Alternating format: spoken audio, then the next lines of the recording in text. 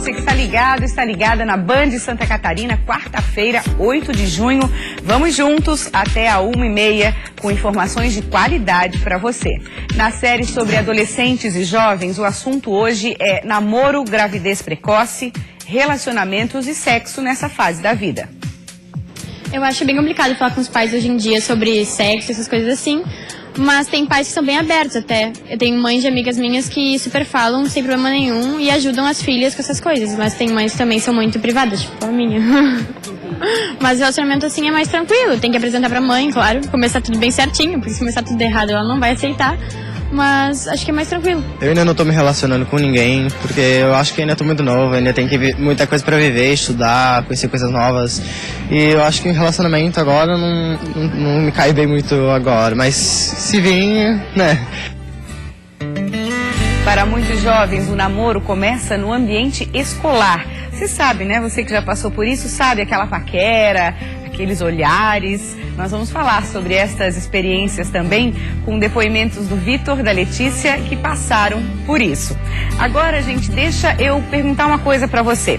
Você costuma comer barras de cereais? Nutricionistas alertam que nem sempre a tabela nutricional traz componentes que os consumidores esperam. Então, a gente vai te ensinar agora a fazer a própria barrinha em casa. Olha só. As barras de cereais faziam parte do cardápio de Elisandra, até ela resolver substituí-las por frutas. Eles usam gordura trans, que não é tão saudável, e a sociedade não é conforme, porque às vezes você não consegue ficar satisfeito apenas com uma única barrinha de cereal. Elisandra constatou na prática o mesmo que a Proteste descobriu depois de avaliar 12 marcas de barras de cereais. Não cumpriam as informações nutricionais das embalagens. Tinham altos teores de gorduras e carboidratos. Esta nutricionista explica que, em muitos casos, as barrinhas possuem pouca proteína e fibra. A gente tem uma quantidade grande de carboidrato, pouca proteína, uma quantidade que não é interessante de gordura, principalmente gordura saturada, e a pouca quantidade de fibras. Então ela não é esse alimento tão interessante nutricionalmente falando. Quem quer ficar livre de aditivos, conservantes e do excesso de açúcar também pode preparar as barras de cereais em casa. A receita é simples e é uma opção de lanche para ser consumido ao longo do dia. A banana amassada e a pasta de amendoim servem para dar liga na receita de barra de cereal que esta nutricionista costuma preparar. Ela acrescenta castanhas, frutas secas e sementes de chia. Depois de preparada, a mistura passa algumas horas no freezer, antes de ser consumida em até 3 dias. É uma opção super interessante, super prática de fazer e que você pode fazer das 3 modalidades, né? Mais rico em carboidrato, ou então mais rico em gordura, ou então rico em proteína, ou até equilibrar os 3 nutrientes e ter um lanche equilibrado, né? Tá aí nossa sugestão para você então. Durante todo esse mês de junho, voluntários estão realizando castração de cães e gatos de graça no Rio Vermelho, aqui em Florianópolis. A carrocinha de castração dos animais deve permanecer durante todo o mês no Rio Vermelho. A prioridade é para cães e gatos que têm um proprietário, já que os animais, após a cirurgia, precisam se recuperar em casa. O mutirão é organizado por voluntários locais, cadastrados na Diretoria de Bem-Estar Animal. O caminhão leva até 15 animais por vez para a cirurgia e os donos podem retirá-los no dia seguinte. Todo o procedimento é gratuito. Cerca de 20 animais estão sendo atendidos por dia. Para ter direito à castração gratuita, é preciso apenas realizar o cadastro como dono do animal, apresentando identidade, comprovante de residência em Florianópolis e comprovante de renda familiar de até 2 salários mínimos. Além do trabalho de castração, 65 cães e 20 gatos já castrados e vacinados estão disponíveis para adoção.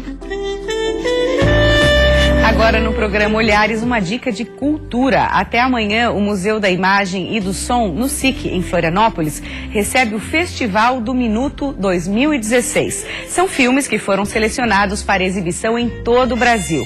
A mostra começa às 10 horas da manhã e segue até às 8h30 da noite. Deixa eu dar as boas-vindas aqui para Bianca Silva da Cunha, que é ginecologista. Seja muito bem-vinda, Bianca. Tudo bem? Tudo bom. Vamos entrar no assunto que nós estamos exibindo durante essa semana no programa Olhares, que são assuntos relacionados a jovens e adolescentes. E a Bianca foi convidada para falar então sobre a gravidez precoce. Eu começo perguntando para você, é considerada uma gravidez de risco? É considerada uma gravidez de risco, porque a menina ainda não está madura, né? O suficiente em termos hormonais para gerar uma criança. Então acaba se tornando uma gravidez de risco. Isso nós estamos falando em que idade? A gente chama de gravidez precoce de 10 até 19 anos, né? A gente subdivide em 10 a 14 anos é mais risco, né? E de 15 a 19 é uma gravidez precoce, mas não tem tanto risco assim. Por mais informações, a gente vive na era da informação, né? Por mais informações que existam, informações que a gente receba, a gente sabe que ainda existem, sim, muitos casos, né, de gravidez precoce. O que na sua opinião, falta nesse sentido? Pois então, antigamente faltava orientação, informação. Hoje em dia a informação ela está na mão do jovem, né? Eles têm a informação. O que eles não têm é ainda a capacidade de negociar. E tem também o pensamento mágico de que nada acontece com ele, né? Isso é muito comum na adolescência. Então, o jovem sabe que tem que usar a camisinha, mas ainda não está maduro sexualmente para exigir que se use a camisinha numa primeira relação. Isso que você falou é muito comum a gente escutar, né? Nunca vai acontecer comigo, não vai acontecer comigo. Quem garante, né, Bianca?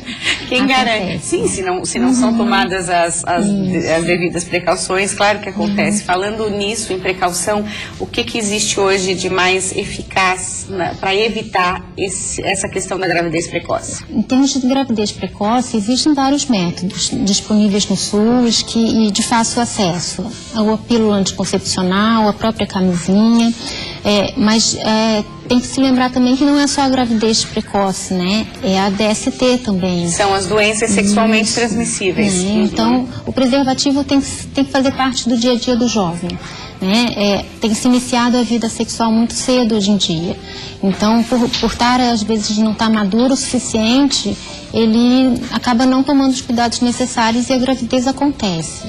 E quando ela acontece, geralmente a gente vê estatisticamente a menina novinha que engravida, 2 anos depois ela engravida novamente. Então não é assim, agora aprendi a lição. Não, é porque depois da gravidez vem consequências também, né? Tem o risco durante toda a gestação, de parto prematuro, e depois que o neném nasce, são 2 crianças, né? Então, esse amadurecimento da menina é feito de uma forma muito brusca para ela ter que cuidar de uma criança. Isso eu queria perguntar para você, assim, as questões, as consequências emocionais para a mãe e para a família, porque muitas vezes quem acaba criando é a família da moça, geralmente, né? Quem acolhe essa criança é a família materna, né? Estatisticamente, 60% dos meninos abandonam as meninas ainda na gravidez. Então, o relacionamento não vai adiante. E, estatisticamente também, a família do menino não assume aquela criança também.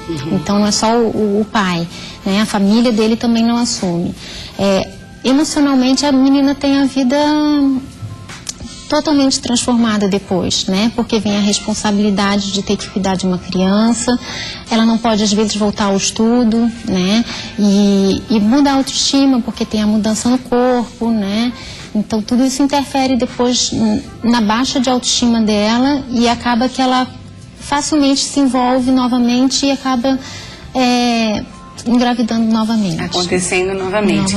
Questão de parto, geralmente o parto é normal, parto cesárea, tem alguma estatística? Não tem estatística, vai depender do desenvolvimento lá da gravidez, né? E você, que no seu consultório, né, qual é a experiência?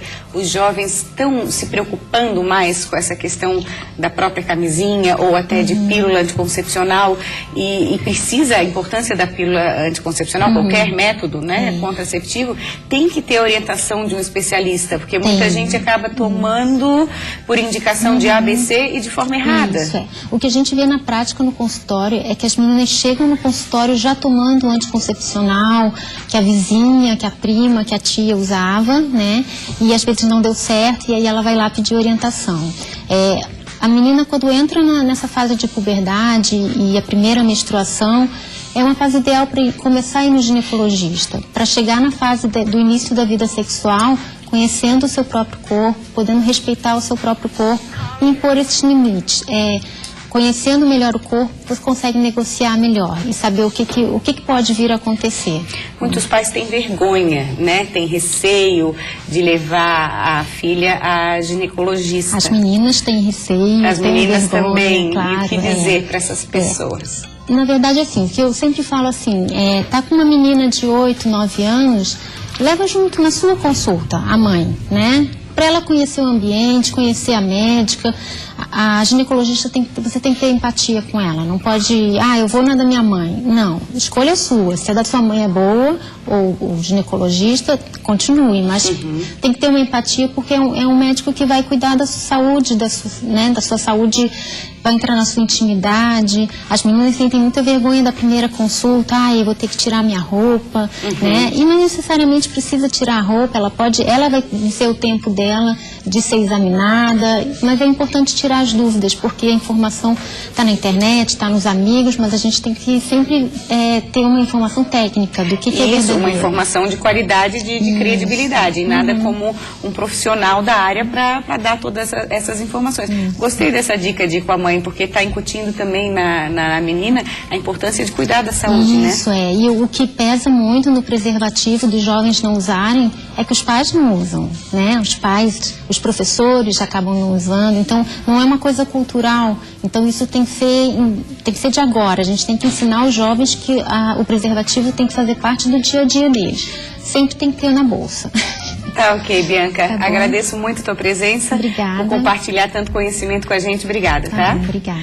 Gente, nessa época especial da vida aí, na adolescência, na juventude, o que é muito comum também são os relacionamentos, os namoros, as paqueras que começam nessa fase supernatural. A gente foi às ruas perguntar para os jovens a opinião deles a respeito disso. Vamos conferir. Eu acho bem complicado falar com os pais hoje em dia sobre sexo, essas coisas assim. Mas tem pais que são bem abertos até. Eu tenho mães de amigas minhas que super falam sem problema nenhum e ajudam as filhas com essas coisas. Mas tem mães que também são muito privadas, tipo a minha. Mas o relacionamento assim é mais tranquilo. Tem que apresentar pra mãe, claro. Começar tudo bem certinho, porque se começar tudo errado ela não vai aceitar. Mas acho que é mais tranquilo. Eu ainda não tô me relacionando com ninguém, porque eu acho que ainda tô muito novo, ainda tem muita coisa pra viver, estudar, conhecer coisas novas. E eu acho que o relacionamento agora não me cai bem muito agora, mas se vir, né? Pra mim, sexo é normal, tô num relacionamento sério e complicado, digamos assim, porque tudo nessa idade é complicado. É bem difícil, assim, estar conciliando, tem mais isso também, de estar conciliando um relacionamento sério e tudo. Porque é bem complicado, digamos assim. A gente quer uma coisa, ao mesmo tempo quer outra, então fica difícil achar tempo pra tudo. Eu quero esperar, assim, sabe? Ter alguém especial, porque não adianta eu namorar por namorar. Tem que gostar bastante da pessoa, a pessoa bastante de mim. Sexo não deveria ser tabu em lugar nenhum. Sexo é importante, sexo é gostoso. Por que não falar de sexo? O adolescente faz sexo. Então, qual o problema? Mas eu, sendo gay, o tabu de sexo é muito mais alto, porque não se espera que gays façam sexo, porque é uma coisa totalmente errônea. Um tempo atrás as pessoas valorizavam mais namorar e tal. Hoje em dia eu acho que não tem mais isso. Hoje em dia as pessoas querem mais só ficar, sair, curtir. Eu acho que é isso. Teve um momento da minha vida em que os relacionamentos eram uma coisa bem complicada, assim, sabe? Que foi no início, quando eu comecei a me descobrir e tal, então as coisas eram bem difíceis, assim. Mas atualmente, tipo, eu tô num relacionamento sério, então pra mim não é um problema, eu tô há bastante tempo já. Então, eu já aprendi meio que a como lidar com isso, sabe? Tipo, os probleminhas que tinha nos primeiros relacionamentos já não tenho mais e tal. São as coisas que a gente vai crescendo, né? E a gente vai aprendendo mais com a vida mesmo, assim. Tá certo, tem que aprender muito com a vida mesmo. E falando em aprendizado, boa parte dos jovens, dos adolescentes começam esse aprendizado de relacionamento, de namoro no ambiente escolar. É esse o nosso assunto agora, com os convidados, que é a Ana Maria Moraes Máximo, orientadora educacional. Seja muito bem-vinda. E também o casal Vitor e Letícia, que tem também uma história bacana para compartilhar com a gente. Diferente do que aquela menina falou na enquete, vocês levam o namoro super a sério, né? Com certeza. A gente valoriza muito o namoro e acho que é uma coisa muito bonita da vida. Vocês estão namorando há cerca de 8 meses. Isso. E eu queria que vocês contassem um pouquinho dessa paixão que nasceu não só no ambiente escolar, mas teve uma coisa do destino, que vocês moravam no mesmo prédio. Conta um pouquinho. Teve paquera no elevador, é isso? Não foi bem assim. Conta então. A gente já tinha uma amizade, né, bem forte há bastante tempo. E aí a gente começou a se gostar e tal, e foi indo, né? Mas já foi um relacionamento assim que surgiu de uma amizade bem forte que a gente já tinha. Vocês moravam no mesmo prédio e estavam na mesma turma da escola? Isso. Tá, e aí começou com uma amizade? Isso, a gente nunca teve aquela coisa assim de se odiar e depois se amar. A gente sempre foi grandes amigos, sempre confiou muito um no outro, assim. E aí começou que ele começou gostando de mim, aí depois eu comecei a gostar dele também. E aí a gente saiu, assim, ficou e foi isso. Estamos até hoje. O que é mais difícil para vocês, se é que tem, assim, nessa fase de vida que vocês estão? O que é mais difícil num relacionamento? Bom, assim, acho que a gente não chega a ter um desafio muito grande, até porque a gente se entende bastante, a gente compartilha os nossos problemas, né? Então não tem algo assim que seja de grande dificuldade, mas o maior problema mesmo seria conciliar a questão do estudo, que agora a gente está no terceirão, né? E o namoro. Mas a gente sempre conversa muito sobre isso, a gente se entende que tem que estudar e a gente consegue organizar o nosso tempo de estudo e o nosso tempo de namoro. Eu sei que estão conseguindo, que a Ana me contou que as notas de vocês são muito boas, são é isso? Muito boas. Então eles estão conseguindo bons conciliar. alunos, discretos, tranquilos na escola. Tanto que eu vim saber do namoro bem depois, né? E foi pra mim uma grande surpresa, porque eu sempre os vi como grandes amigos. E de repente, quando eu percebi alguma coisa, eu perguntei, mas vocês estão namorando? Ele falou assim, mas eu nunca tinha observado, porque normalmente os namoros na escola tendem a ter alguns excessos, né? E a gente, até quando pergunta, na escola pode namorar? Não, não é que possa namorar, porque o ambiente para namoro tem outros também. Mas a escola, como é um espaço de relacionamento, onde esse jovem, né? Então a gente sempre pede e orienta para que eles tenham assim, um comportamento de forma que não se passem, né? Com carícias, com beijos, com afetos. E eles são assim, são bem tranquilos. Eu acho que aí você está falando da questão do bom senso. Bom senso, penso até que é a palavra de ordem aí para a gente poder trabalhar essa questão. Saber que dentro da escola transita crianças, né, de idades diferentes, os pais levam na escola e nem sempre querem os seus filhos também expostos, né, a relacionamentos que podem trazer até precocidade para eles, né, para os filhos.